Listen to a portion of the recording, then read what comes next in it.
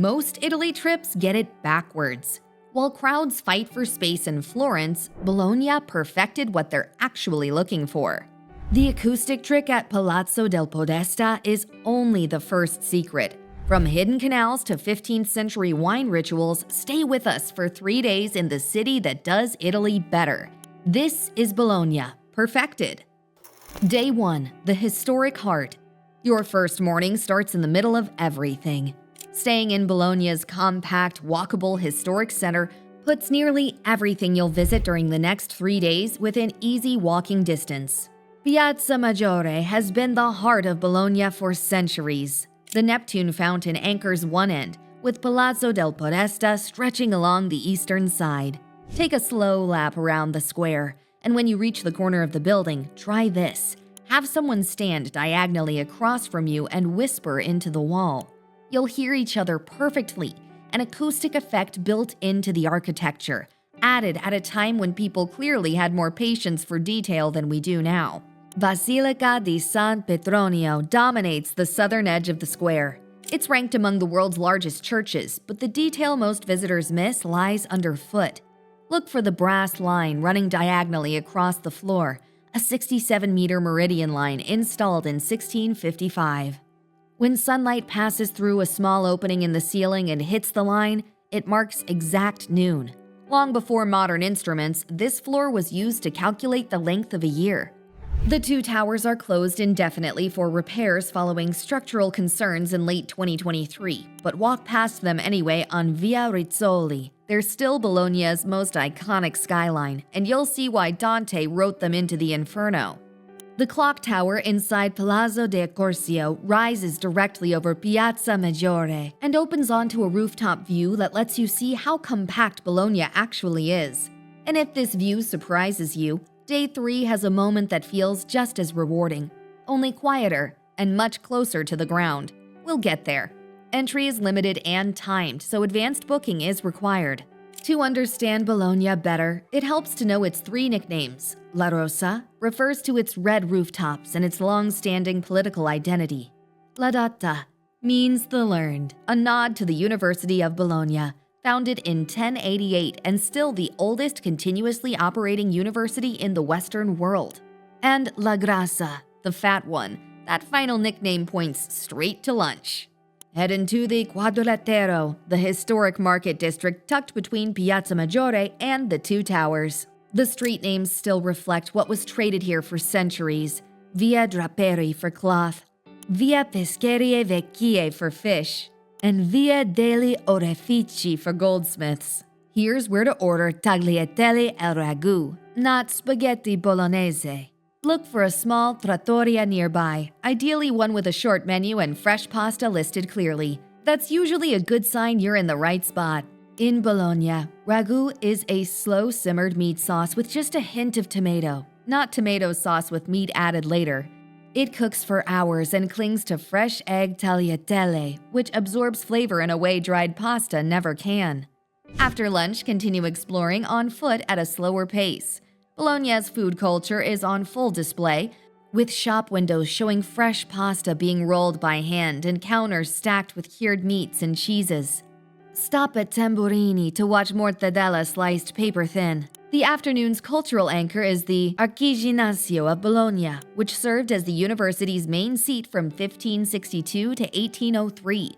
The building itself is impressive, but the highlight is the Anatomical theater. Completed in 1637, this carved wooden room was designed for public dissections and is lined with statues of early physicians. 2 flayed human figures, known as the spallati, stand at the front of the room. Generations of medical students studied anatomy here long before modern teaching tools. Tickets are limited and weekends often sell out, so booking ahead matters. Ahead of dinner, duck into Biblioteca Sala Borsa nearby. The building houses a public library beneath a bright, covered atrium, but the real surprise is underfoot. A glass floor reveals excavated Roman ruins directly below, layers of Bologna's past visible all at once. Around 6 p.m., Bologna shifts into Aperitivo mode, the early evening pause between sightseeing and dinner, when a light drink comes with whatever the bar decides to put out. Sometimes that's a few olives and chips. Sometimes it's closer to a full spread. Osteria del Sole on Vicolo Ranocchi ranks as a standout. Wine has been served here since 1465. That's not a typo. Food isn't offered, but bringing something in from the surrounding market stalls is part of the ritual. Just remember to buy your drinks from the bar first. A glass of lambrusco or pignoletto, a plate of crescentine and cured meats, and communal tables under a ceiling that's seen centuries of evenings exactly like this one. Dinner belongs at a traditional trattoria, ideally near Mercato delle Erbe or in the Santo Stefano area. These neighborhoods keep things local without feeling sleepy.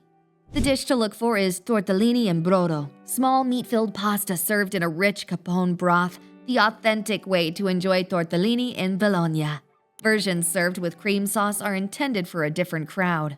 Quality spots tend to fill up, especially on weekends, so reserving a few days in advance is recommended. Once you've tasted its flavors, Bologna stops feeling like a stopover and starts to feel lived in. Day 2 takes you outside the center on a walk that trades crowds for elevation and shows you why Bologna rewards patience. Before we get to Day 2, if you love exploring cities like an insider, hit subscribe so you know exactly when the next Europe itinerary drops. If you're watching on the big screen, the QR code's right here.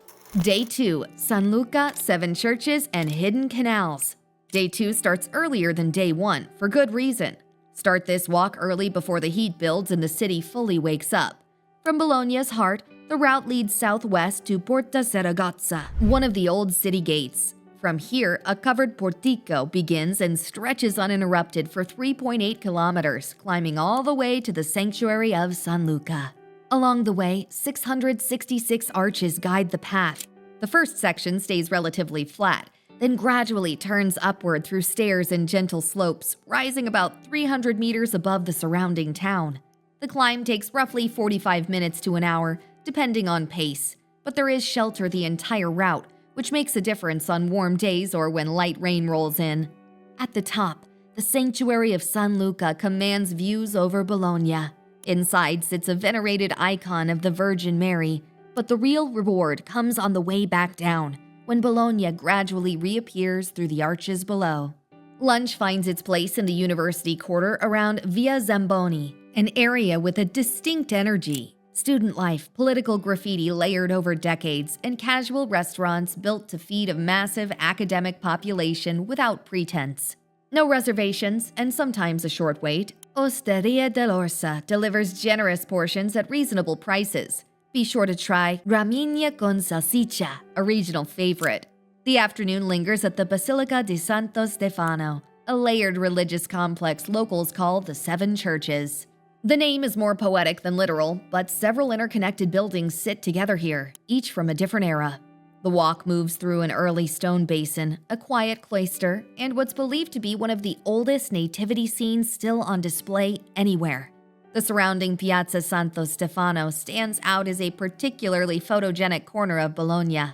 Triangular, framed by porticos, and noticeably quieter than the main squares, it's the kind of place where daily life keeps moving at its own pace. Sit for a few minutes and watch residents pass through with groceries and backpacks. In Bologna, everyday life still takes priority over sightseeing, a contrast with cities like Florence. On your way to Aperitivo, make a quick stop to Via Piela near Via dell'Indipendenza. A small window cut into the wall at number 25 opens onto a hidden canal.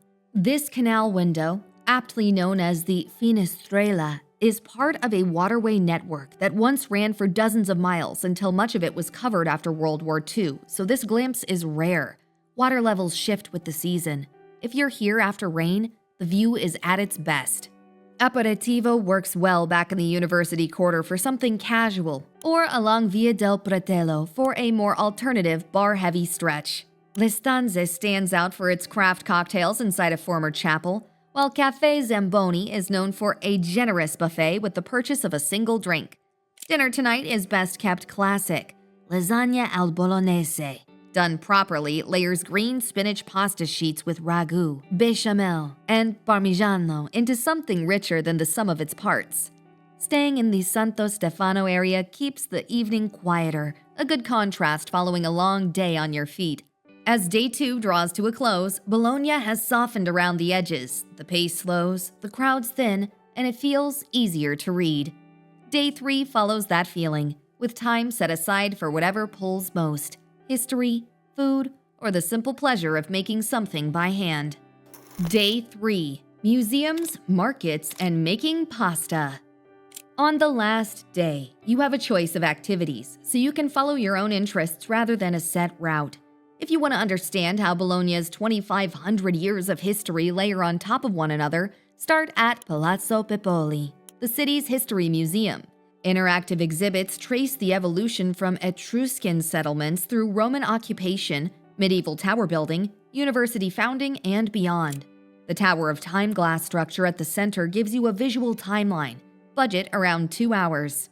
If archaeology interests you more than multimedia, the Museo Civico Archeologico houses among Europe's finest Egyptian collections, alongside important Etruscan artifacts. It sits right next to San Petronio, so you can combine it with anything you missed on day 1. Note that this one closes Tuesdays rather than Mondays. For modern and contemporary art, Mambo covers Italian work from the post-war period to the present and includes the Museo Morandi collection. It opens in the afternoon on Tuesdays and Wednesdays, so plan accordingly. The afternoon leaves room for one standout experience if booked in advance. A pasta-making class places the focus on tradition rather than technique, working alongside a local sfoglina, a woman who has spent decades mastering hand-rolled pasta. The class typically covers tagliatelle and, in some cases, tortellini, with the meal that follows coming straight from the workbench. Options that begin with a brief market walkthrough of the Quadrilatero add context, connecting ingredient selection with what ultimately ends up on the plate. These sessions usually run 3 to 4 hours and fill quickly, so booking at least a week in advance is recommended. If a cooking class doesn't feel right, spend the afternoon at Mercato delle Erbe, Bologna's largest central food market, updated with a mix of traditional stalls and casual places to sit and eat. Mornings tend to draw locals doing their shopping, while evenings lean into a lively aperitivo atmosphere, pulling together a simple tasting plate, regional cheeses, cured meats, and whatever fresh pasta stands out, turns the market into an easy, unstructured meal. If you're here in October or early November, don't miss this rare opportunity. Bologna drains its underground canals for maintenance, and during that time, guided tours take you down into the ancient tunnels beneath the streets. Remember that closer to the ground moment I mentioned on day 1? This is it. Rubber boots are required, and the minimum age is 14.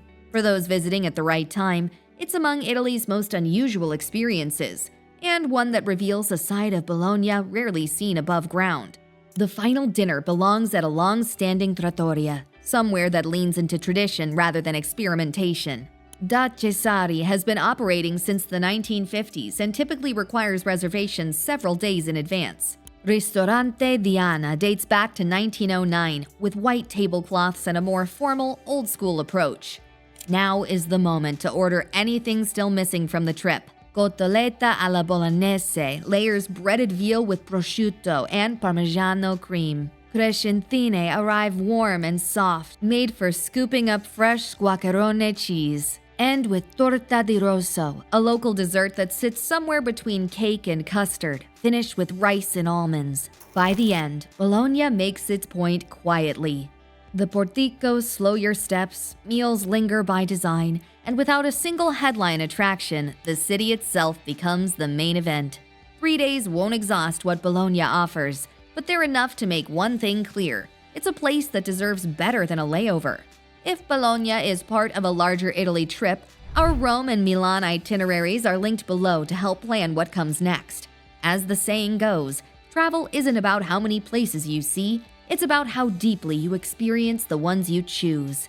Thanks for exploring with Itinerary Insiders. See you in the next one.